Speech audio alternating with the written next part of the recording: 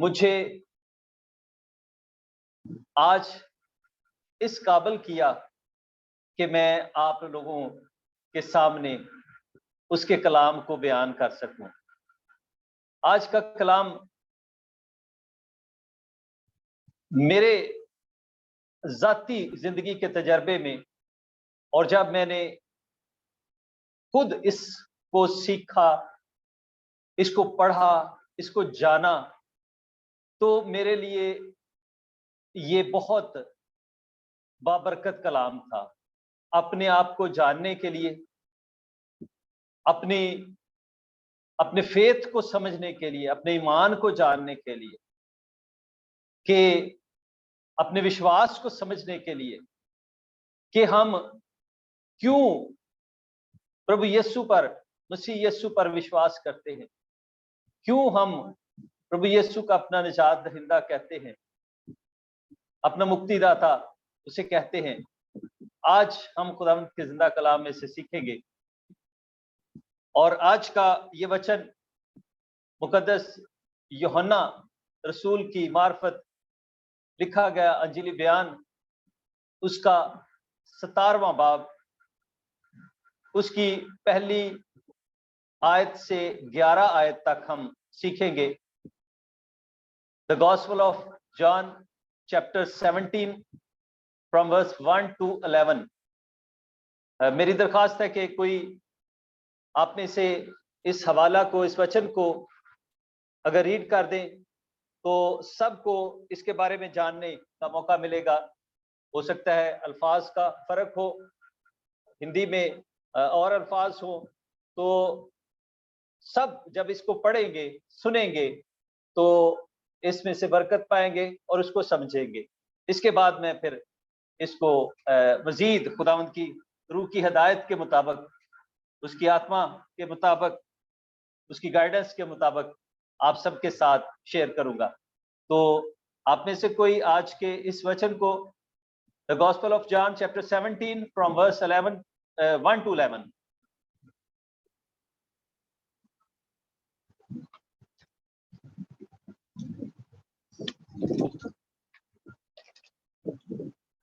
जी, मेरी आवाज सही आ रही है आप लोगों को?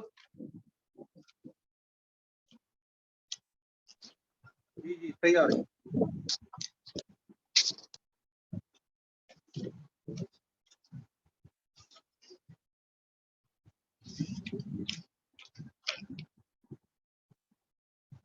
जी, आप में से कोई रीड करेगा या मैं इसको रीड करूं?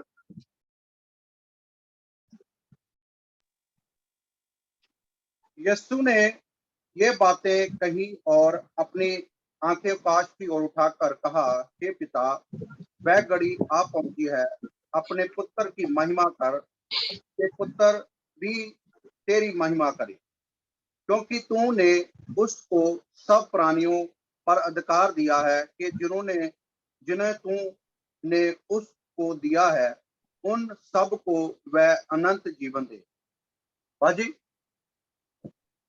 जी, 1 से 17 तक, 17 तक, ओके सॉरी 11 तक, 11 तक, सॉरी 11 तक। और अनंत जीवन यह है कि वह तुझे अद्भुत सच्चे परमेश्वर को और यीशु मसीह को, जिसने तूने भेजा है, जाने। जो काम तूने मुझे करने के लिए दिया था, उसे पूरा करने मैंने पृथ्वी पर तेरी महिमा की है। और अब हे पिता, तू अपने साथ मेरी महिमा उस महिमा से कर जो जगत के होने से पहले मेरी तेरे साथ थी। मैंने तेरा नाम उन मनुष्यों पर प्रकट किया जिन्हों तूने जगत में से मुझे दिया। वह तेरे थे और तूने उन्हें मुझे दिया और उन्होंने तेरे वचन को मान लिया है। अब वह जान गए हैं कि जो कुछ तूने मुझे दिया है सब तेरी ओर से है, क्योंकि जो बातें तूने मुझे पहुंचा दी, मैंने उनको पहुंचा दिया और उन्होंने उनको ग्रहण किया, और सच सच जान लिया है कि मैंने तेरी ओर से निकला हूं। और प्रतीत कर ली है कि तूने ही मुझे भेजा। मैं उनके लिए बेनती नहीं करता हूँ, परंतु उन्हीं के लिए जिन्होंने तूने मुझे दिया है, क्योंकि वह तेरे हैं। और जो कुछ मेरा है वह सब तेरा है, और जो तेरा है वह मेरा है, और इन से मेरी महिमा प्रकट हुई है। मैं आगे को जगत में ना रहूंगा, परंतु ये जगत में रहेंगे, और मैं तेरे पास आता हूँ। हे पवित्र पिता, अपने उस नाम से जो तूने मुझे दिया है, उनकी रक्षा कर के वह हमारे न्यायी एक हो। आमीन। आमीन। हालेलुया। हम खुदावंद के सामने चंद लम्हों के लिए झुकेंगे और उसके कलाम के लिए उससे मदद मांगेंगे। हालेलुया। खुदूस मेहरबान हमारे जिंदा जलाली आसमानी पिता, तेरी शुक्रगुजारी करते हैं आज के खूबसूरत समय के लिए। ऐ खुदा बाप, तेरे मुकद्दस लोगों के लिए जिन्हें तूने अपने बेटे यीशु के खून से खरीदा है। ऐ खुदूस बाप, मैं तेरी शुक्रगुजारी करता हूं तेरे दास के लिए, बस जॉर्ज कोसला साहब के लिए, जो है खुदा बाप तेरे लोगों को जमा करते हैं और तेरे वचन को, तेरे कलाम को तेरे लोगों तक पहुंचाते हैं। मुख्तलिफ खुदाम के जरिए खुदा बाप, मुख्तलिफ दासों के जरिए तेरे कलाम की आवाज को तेरे लोगों तक पहुंचाते हैं। ए खुदा बाप, अपने बंदा को अपनी रूहानी जिस्मानी नेमतों से माला माल करना, उनकी सेवा का एक और ज्यादा बढ़ाना है खुदूस बाप। अपने बंदा को अपनी पवित्र आत्मा का गहरा मस्सा देना, ताकि खुदा बाप ये बहुत सारी जिंदगियों को तेरे लिए जीतने वाला हो सके। ऐ कुदूस बाप, मैं जो तेरा नाचीज निकम्मा बेवजूद खादम हूँ, ऐ खुदा बाप, तूने मुझे गुरे से उठाया और मुझे खिदमत बख्शी कि मैं तेरे कलाम को तेरे लोगों तक पहुंचा सकूं। ऐ खुदा बाप, तेरे वचन को तेरे लोगों तक पहुंचा सकूं। आज तू ही मेरा मुंह बनना। ऐ खुदा बाप, मुझे अपनी पवित्र आत्मा का गहरा मस्सा देना, अपनी पवित्र आत्मा से ऐ खुदा बाप मुझे भर देना। आज मैं ना बोलूं बल्कि तेरा पाक रूह है खुदा बाप मुझ में होकर हम कलाम हो सके। आज तेरी पवित्र आत्मा जो बुलवाए, ऐ खुदा बाप मैं वो बोलूं। ऐ मेरे जिंदा खुदा बाप, तू मुझे लफ्जों की तरतीब देना, तू मुझे ऐ खुदा बाप समझ पहचान देना, अकल देना, फहम देना, ऐ खुदा बाप, ताकि तेरे कलाम के भेदों को मैं तेरे लोगों तक पहुंचाने वाला हो सकूं। आज की सारी इस इबादत में तू हमारे साथ होना और एक एक के दिल को तैयार करना, एक एक के एक खुदा बाप जहन को कलाम की तरफ लगाना, ताकि आज का कलाम एक खुदा बाप समझने वाले जहन के साथ एक खुदा बाप सुने और कबूल करने वाले दिल में उसको जगह दे, ताकि आज का कलाम 30 गुना, 60 गुना और 100 गुना फल लाए। ये सारी दुआ तेरे बेटे अपने खुदावंद यीशु मसीह के जिंदा जलाली बरकत और फतेहमंद नाम में मांगता पा लेता हूँ। आमीन। हालेलुया। आज हम खुदावंद के जिंदा कलाम में से देखते हैं, ये प्रभु यीशु मसीह की प्रार्थना है, ये दुआ है और बहुत लंबी दुआ है। हम देखते हैं कि मुख्तलिफ जगह पर प्रभु यीशु ने प्रार्थना की। जैतून के पहाड़ पर प्रभु यीशु ने प्रार्थना की, और हमें यह भी पता चलता है कि प्रभु यीशु जब पहाड़ पर जाते तो लंबा समय प्रार्थना में गुजारते, खुदा के साथ गुजारते, परमेश्वर के साथ अपना वक्त बिताते। लेकिन जो कुछ वो बातें करते उसका जिक्र हमें कम मिलता है। ये जो प्रार्थना है ये बड़ी डिटेल के साथ बयान की गई, बहुत यानी कि तफसील के साथ इसको बयान किया गया है। इसका हर एक शब्द जो है उसको बयान किया गया है, इसका सारा सीक्वेंस बयान किया गया है कि प्रभु यीशु ने कैसे प्रार्थना की, उसमें क्या क्या बातें थी, किन किन लोगों के लिए प्रार्थना की, और प्रभु यीशु के ये प्रार्थना करने का मकसद क्या था। यहां पर हम देखते हैं इसकी वचन की पहली आयत से ही यीशु ने ये बातें कही और अपनी आंखें आसमान की तरफ उठाकर कहा कि ए बाप, वो घड़ी आ पहुंची, अपने बेटे का जलाल जाहिर कर, ताकि बेटा तेरा जलाल जाहिर करे। अगर हम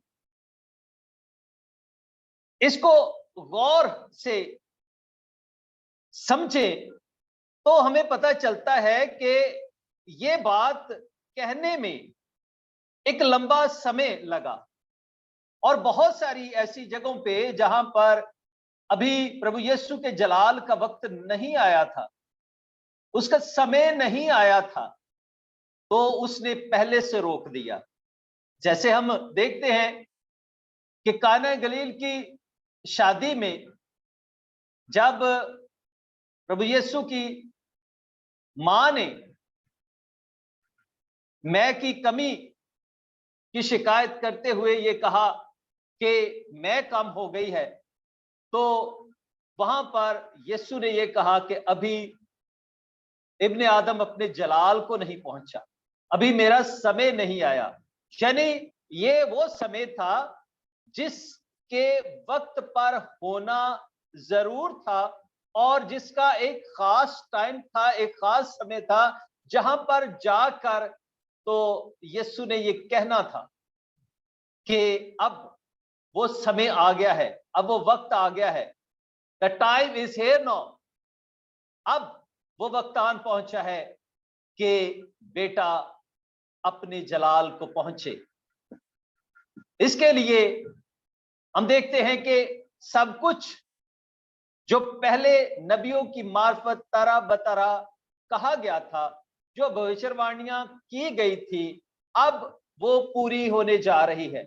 मसीह की जिंदगी में भी वो पूरी हुई और अब मेन काम जो है, जिसके लिए प्रभु यीशु इस धरती पे आए, इस दुनिया में आए और उन्होंने इंसानी बदन लिया और जो काम प्रभु यीशु ने करना था, अब वो करने का समय आ गया है, जिसके लिए प्रभु यीशु ने यह भी कहा कि मुझे एक और बपतिस्मा लेना जरूर है और जब तक मैं नहीं ले लेता तब तक मैं बेचैन हूं।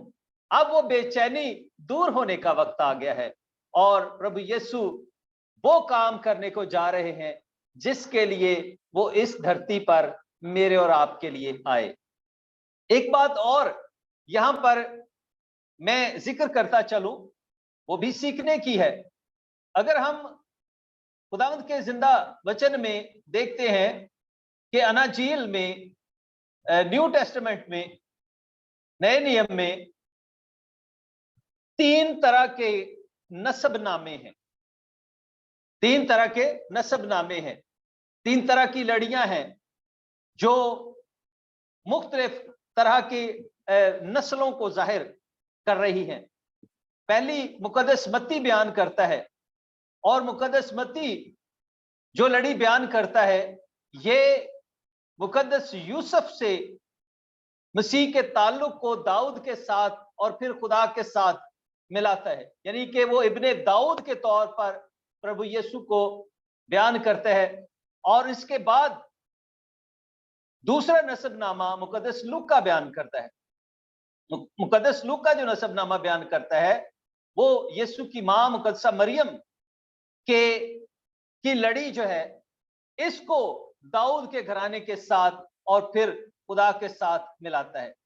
लेकिन जो तीसरा नसबनामा हमारे सामने मुकद्दस यूहन्ना बयान करता है, इसमें वो डायरेक्टली मसीह को खुदा के साथ जोड़ता है। इब्तिदा में कलाम था, कलाम खुदा के साथ था और कलाम खुदा था और कलाम मुजस्सम हुआ और फजल और सच्चाई से मामूर होकर हमारे दरमियान में रहा और हमने उसका ऐसा जलाल देखा जैसा बाप के इकलौते का जलाल।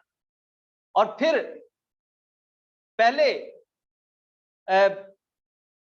चैप्टर की वर्स 18 में यह कहा गया है कि खुदा को किसी ने नहीं देखा, इकलौता बेटा जो बाप की गोद में है उसी ने जाहिर किया है। तो यहां पर हम देखते हैं कि प्रभु यीशु का डायरेक्ट रिलेशनशिप, डायरेक्ट उसका ताल्लुक खुदा के साथ, परमेश्वर के साथ, पिता परमेश्वर के साथ जोड़ दिया जाता है।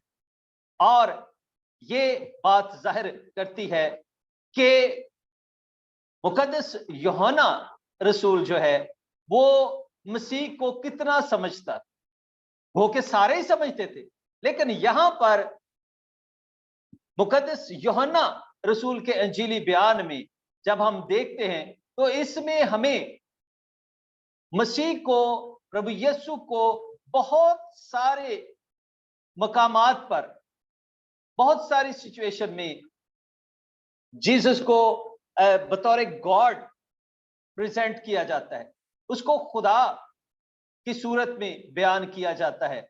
और यहां पर भी हम ऐसा ही देख रहे हैं कि प्रभु यीशु बहुत सारी बातों से पर्दा हटा रहे हैं, बहुत सारी बातों को क्लियर कर रहे हैं। इससे पहले हम देखते हैं कि बहुत सारी चीजें वो इतनी खुल के सामने नहीं आई थी। पहले प्रभु यीशु ने तमसीलों में बात की और इसके बाद पैराबल्स में बयान करने के बाद फिर यीशु ने क्लियर कट बातें बयान करना शुरू कर दी, खुली बातें बयान करना शुरू कर दी। और अब यीशु अपने जलाल को पहुंचने के वक्त पे ये सब कुछ बयान कर रहे हैं। और यहां पर यही लिखा है कि अपने बेटे का जलाल जाहिर कर ताकि बेटा तेरा जलाल जाहिर करे, यानी बाप बेटे का जलाल जाहिर करे और बेटा बाप का जलाल जाहिर करे। चुनाचे तूने उसे हर बशर पर इख्तियार दिया ताकि जिन्हें तूने उसे बख्शा है उन सब को वो हमेशा की जिंदगी दे। अब यहां पर प्रभु यीशु की अथॉरिटी जाहिर होती है, यानी लिमिटेड अथॉरिटी नहीं है। ये नहीं है कि कुछ चीजों पर इख्तियार दिया है, एक खास एक स्पेसिफिक एरिया पर जो है उसको अथॉरिटी मिली है, बल्कि यहां पर आप देखें तो यहां पे क्लियर कट लिखा गया है कि चुनाचे तूने उसे हर बशर पर इख्तियार दिया है ताकि जिन्हें तूने उसे बख्शा है उन सब को वो हमेशा की जिंदगी दे। और हमेशा की जिंदगी ये है कि वो तुझ खुदाए वाहिद और बरहक को और यीशु मसीह को जिसे तूने भेजा है जाने। दोनों को जानने की जरूरत है। अब जिंदगी किस तरह से मिल सकती है, आप किस तरह से निजात हासिल कर सकते हैं, जिंदगी कैसे हासिल कर सकते हैं, यहां पर उसका रास्ता बताया गया है। और हमेशा की जिंदगी यह है कि वो तुझ खुदाए वाहिद और बरहक को और यीशु मसीह को जिसे तूने भेजा है जाने। जानना जरूरी है क्योंकि वचन कहता है कि तुम सच्चाई से वाकिफ होगे, तुम सच्चाई को जानोगे तो सच्चाई तुम्हें आजाद करेगी। और यहां पर जानने के बारे में जब हम देखते हैं तो अगर ज़बूर 91 को देखा जाए तो ये जब मैंने इस पे गौर किया तो यहां से मुझे पता चला कि खुदा को जानने का क्या इनाम है। ज़बूर 91 और उसकी 14वीं, 15वीं और 16वीं आयत में जब हम देखते हैं, चूंकि अगर कोई इसको पढ़ना चाहता है, ज़बूर 91 उसकी 14वीं, 15वीं और 16वीं आयत, Psalm 91 verse 14, 15 and 16।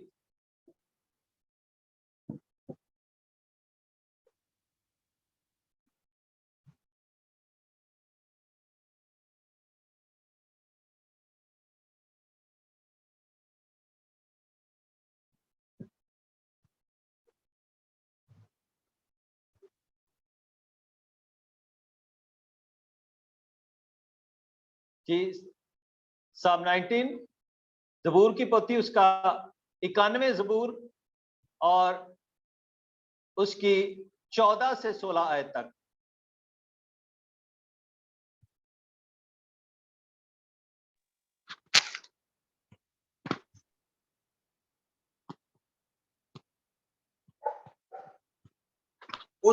उसने जो मुझ से स्नेह किया है इसीलिए मैंने उसको छुड़ाऊंगा, मैं उसको ऊंचे स्थान पर रखूंगा, क्योंकि उसने मेरे नाम को जान लिया है।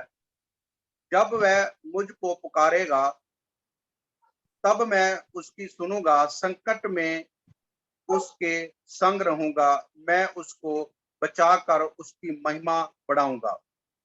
मैं उसको धीरे धीरे से तृप्त करूंगा और अपने किए हुए उद्धार का दर्शन दिखाऊंगा।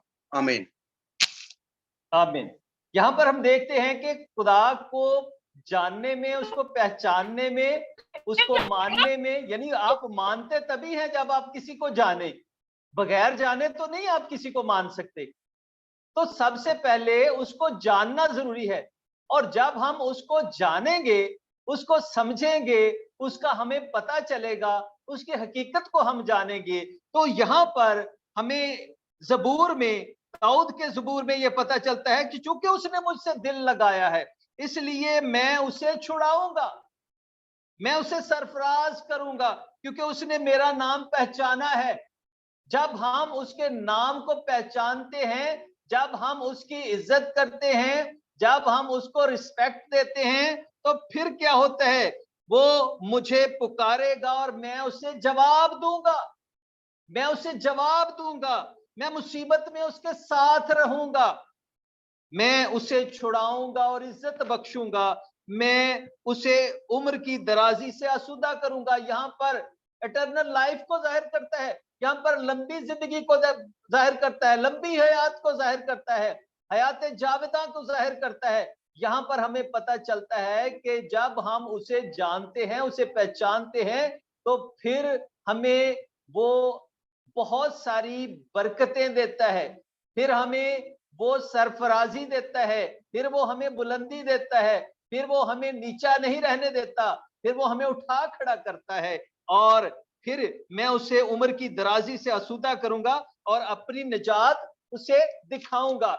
यानी उसकी निजात को हम उतनी देर तक देख नहीं सकते जब तक हम उसे पहचानते नहीं। और यहाँ पर वही निजात प्रभु यीशु की शक्ल में यहाँ पर मौजूद है, और जो उसे देखता है, उसे समझता है, बाप को समझता है, बेटे को समझता है, वही उस हमेशा की जिंदगी में शामिल होने के लायक ठहरता है। वही उनके साथ एक जगह पर उसके दाहिने हाथ खड़ा होने के लायक ठहरता है। और यहाँ पर हमें पता चलता है, और हमेशा की जिंदगी ये है कि वो तुझ खुदाए वाहिद और बरहक को और यीशु मसीह को जिससे तूने भेजा है जाने, और जो काम तूने मुझे करने को दिया था उसको तमाम करके मैंने जमीन पर तेरा जलाल जाहिर किया। अब यहाँ पर एक और बात हमें पता चलता है, जो बिल्कुल फर्स्ट वर्स में नजर आती है। यीशु ने कैसे दुआ की? यीशु ने अपनी आंखें आसमान की तरफ उठाकर दुआ की, यानी परमेश्वर की आंखों में आंखें डालकर दुआ की, परमेश्वर की तरफ देख कर दुआ की। और जो परमेश्वर की तरफ देख कर दुआ करता है, उसके मन में कोई खोट नहीं होती, उसके मन में कोई नदामत नहीं होती, उसके मन में यह नहीं होता कि जो उसका गिवन टास्क था, जो काम दिया गया था उसको, उसने पूरा नहीं किया, वो शर्मसार है, ऐसी बात हमें नजर नहीं आती। बहुत सारी हम ऐसी प्रार्थनाएं देखते हैं, जैसे दो तरह की दुआएं अंजील मुकद्दस में प्रभु यीशु उसके बारे में बयान करते हैं कि एक फरीसी दुआ कर रहा था और एक महसूल लेने वाला दुआ कर रहा था। और फरीसी मुख्तलिफ तरह से दुआ कर रहा था कि मैं 2 दफा एक हफ्ते में रोजा रखता हूँ, उपवास करता हूँ, और उसके साथ साथ मैं खैरात भी देता हूँ, मैं दसवंत भी देता हूं, यानी वो अपनी खूबियां गिनवा रहा है। लेकिन दूसरे शख्स की प्रार्थना कैसी थी? वो मुंह के बल गिरा कि मैं गुनाहगार हूं, मैं जो है इस लायक नहीं, मैं तेरी जो है मैं तेरे कर्म का, मैं तेरी दया का जो है वो उसको चाहता हूं, मैं तेरी दया मांगता हूं, मैं तेरा कर्म मांगता हूं, मैं तेरा फजल चाहता हूं। वो अपने किए पे शर्मिंदा था, नादम था। लेकिन यहां पर प्रभु यीशु आसमान की तरफ आंखें करके प्रार्थना करते हैं।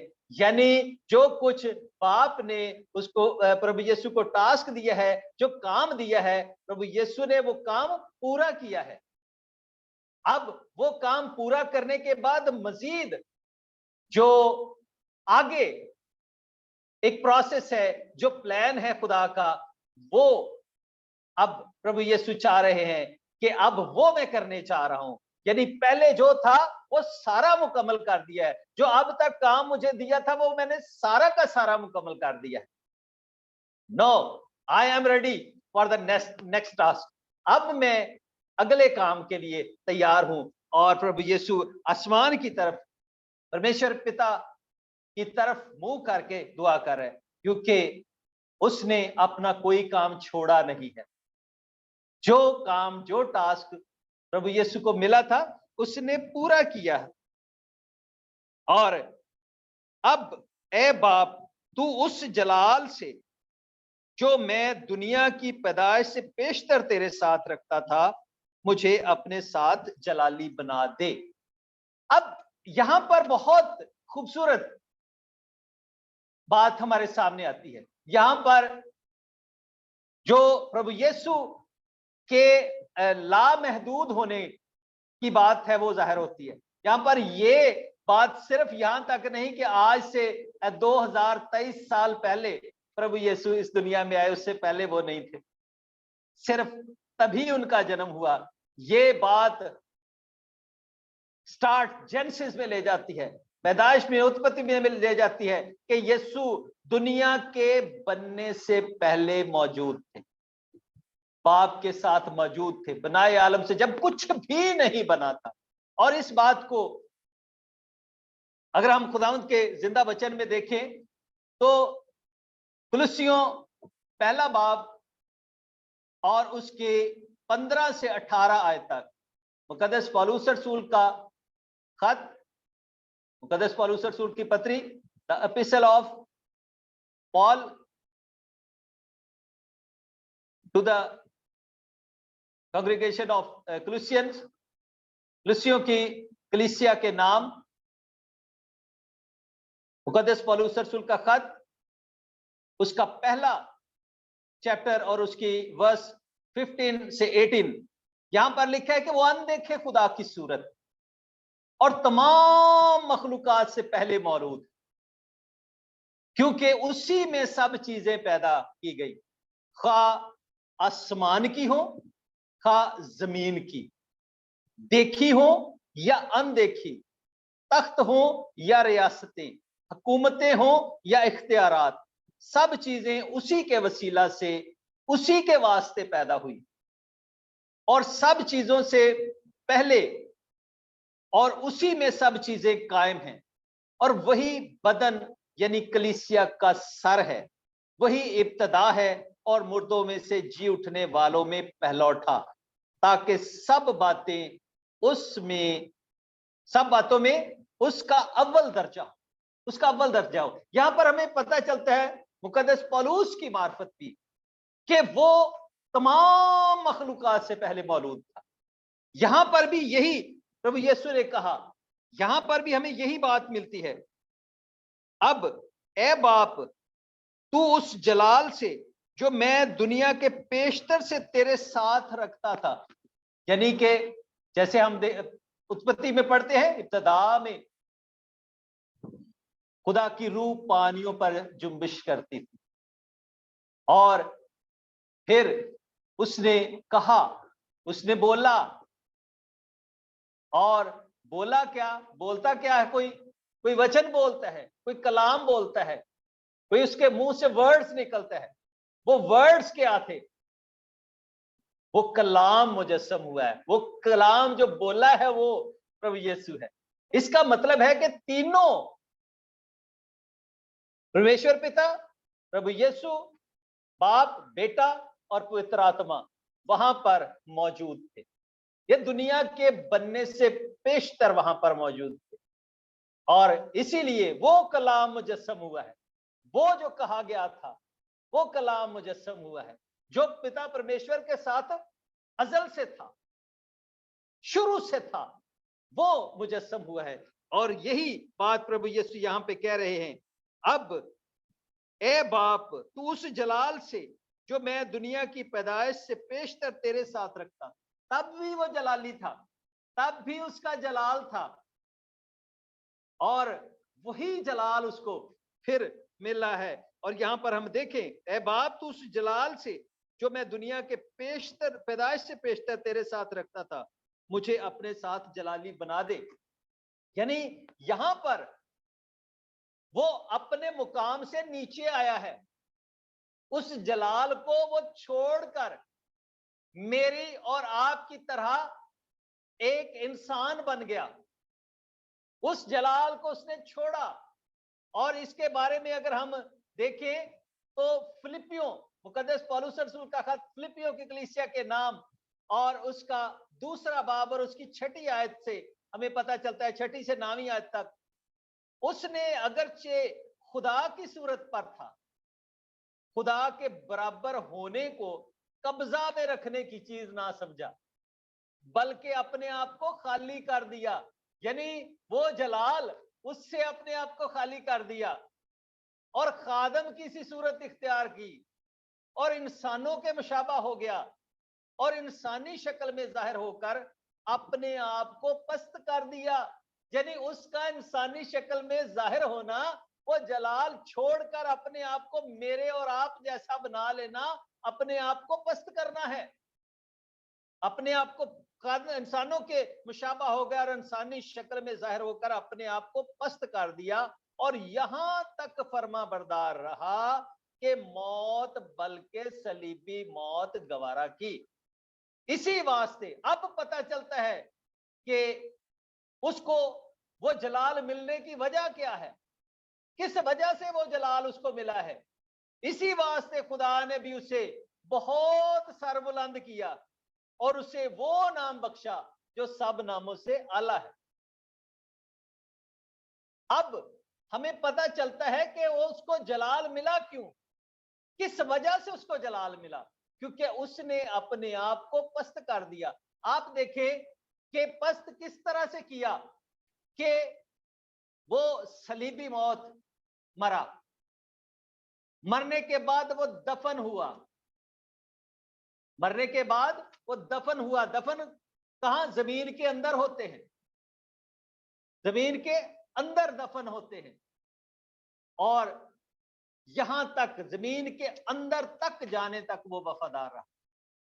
और जब वो इतना गहराई में पस्त हो गया तो फिर खुदा ने भी उसको सरबुलंद किया, सरफराज किया और उसे वो नाम बख्शा जो सब नामों से आला, और उसी के सामने हर एक घुटना झुकेगा और हर एक जुबान इकरार करेगी, खा आसमानियों की, खा जमीनियों की, खा वो जो जमीन के नीचे हैं।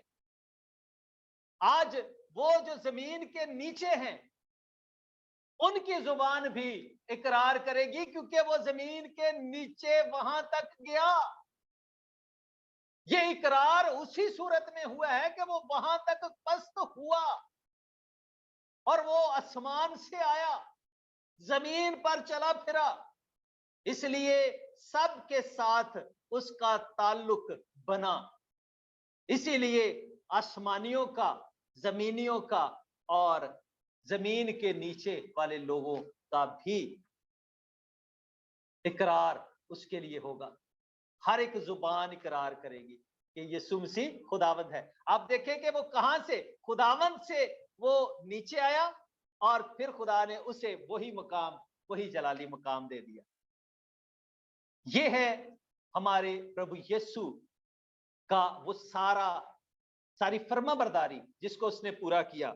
और अब यहां पर सिर्फ 2 बातें हम सीखेंगे और इसके बाद हम आज के इस वचन को मुकम्मल करेंगे।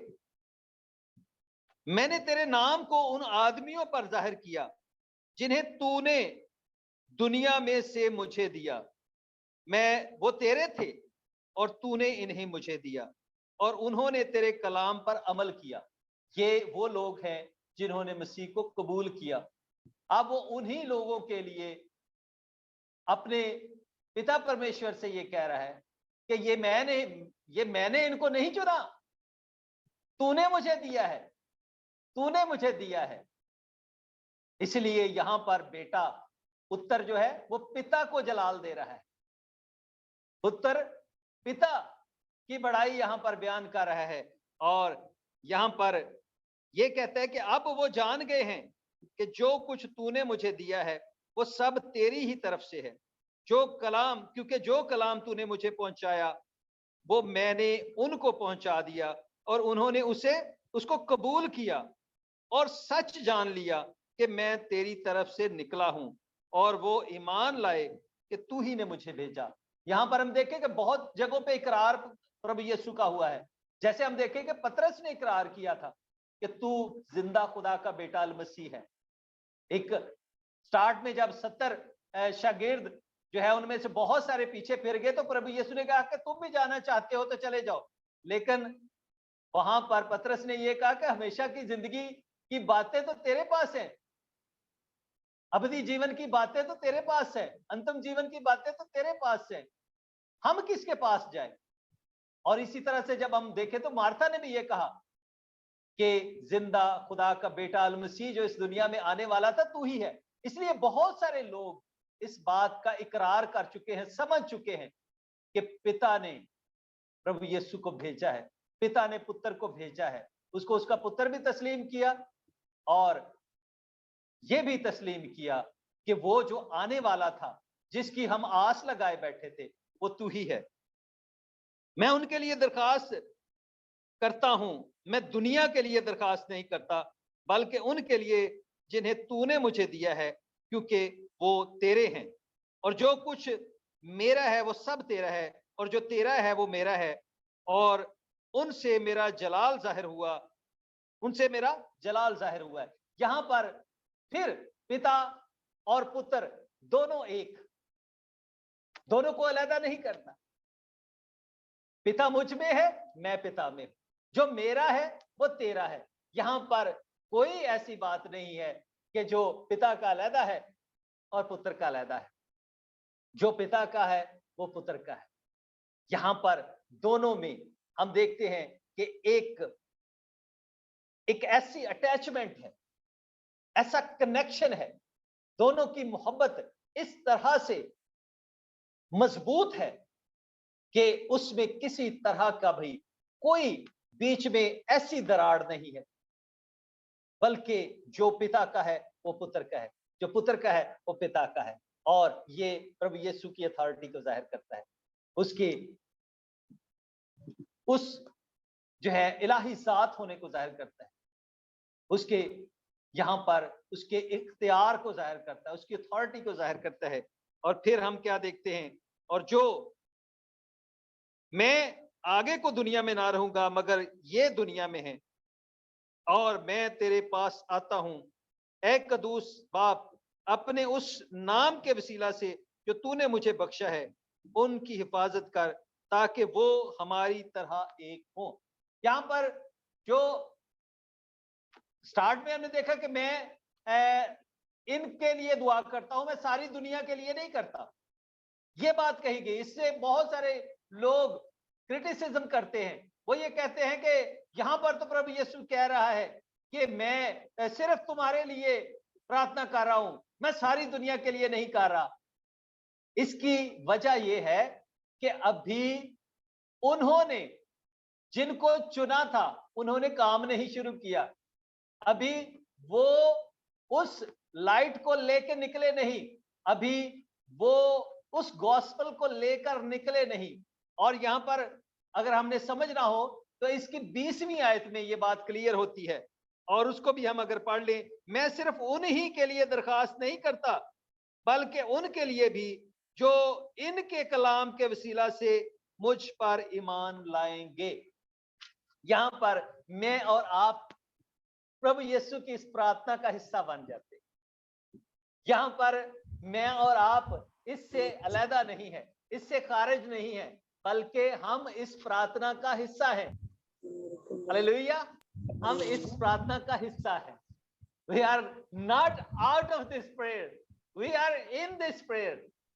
हम इसका हिस्सा है, क्योंकि जो उन उसके ईमान, उनके कलाम सुनाने के वसीला से ईमान लाएंगे। तो ये एक लड़ी दर लड़ी चलती आ रही है। उन्होंने कुछ को कलाम सुनाया, उन्होंने ये कबूल किया, फिर उन्होंने कबूल किया, उन्होंने आगे सुनाया, उन्होंने कबूल किया। जितनों ने उसे कबूल किया, उसने उन्हें खुदा के फरजांद होने का हक बख्शा।